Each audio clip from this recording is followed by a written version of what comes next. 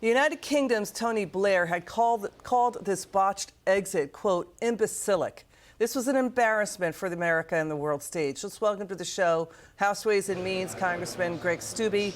What do you make of this? I mean, the Secretary of State claimed no one saw this coming when world security leaders did.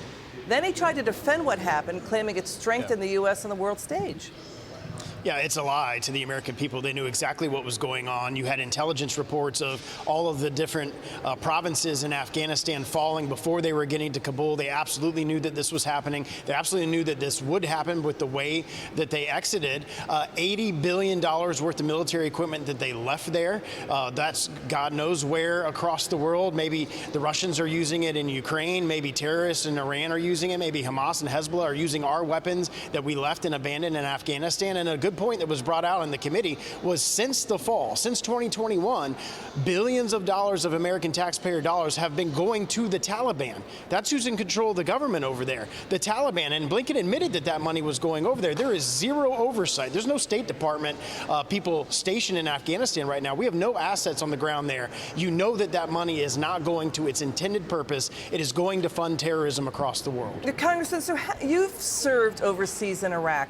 How bad is this for American military officials? How bad is it for America's appearance on the world stage? Because House Foreign Affairs reported that President Biden, quote, prioritized his personal legacy over U.S. national security interests and safety, that Biden and his White House ignored repeated warnings from military officials, national security advisors, and allies about the danger of terrorists there. Don't speed it up. Don't rush. But Blinken was largely absent throughout the withdrawal. I mean, so how toxic and how bad is this?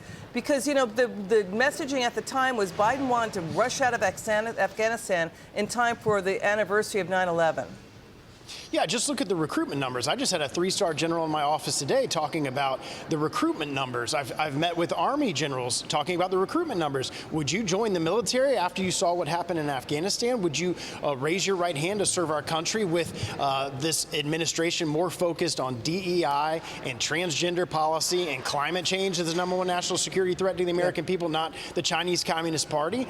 So we have a great president coming into the White House on January 20th who's going to change all of this. This would never have happened under President Trump, and we're going to have renewed American leadership in the White House. I just want to break down one final point about how this Biden White House has been accused of repeatedly lying about this and also trying to blame the Trump White House. Listen to Chairman McCall today. Watch.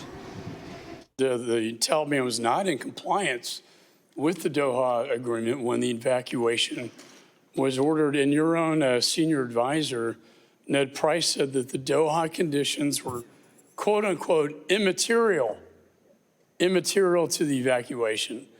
That speaks volumes. Let's break it down. Biden and his team tried to blame Trump and the Doha Agreement.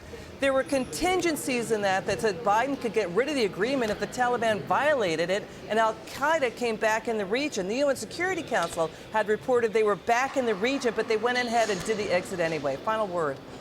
Years after President Trump left the White House, they continued to blame President Trump for their failures in Afghanistan. This 100% in the lap of Joe Biden and his administration. Yeah, he was at the wheel. He was steering the ship. Congressman Steube, thanks for joining us.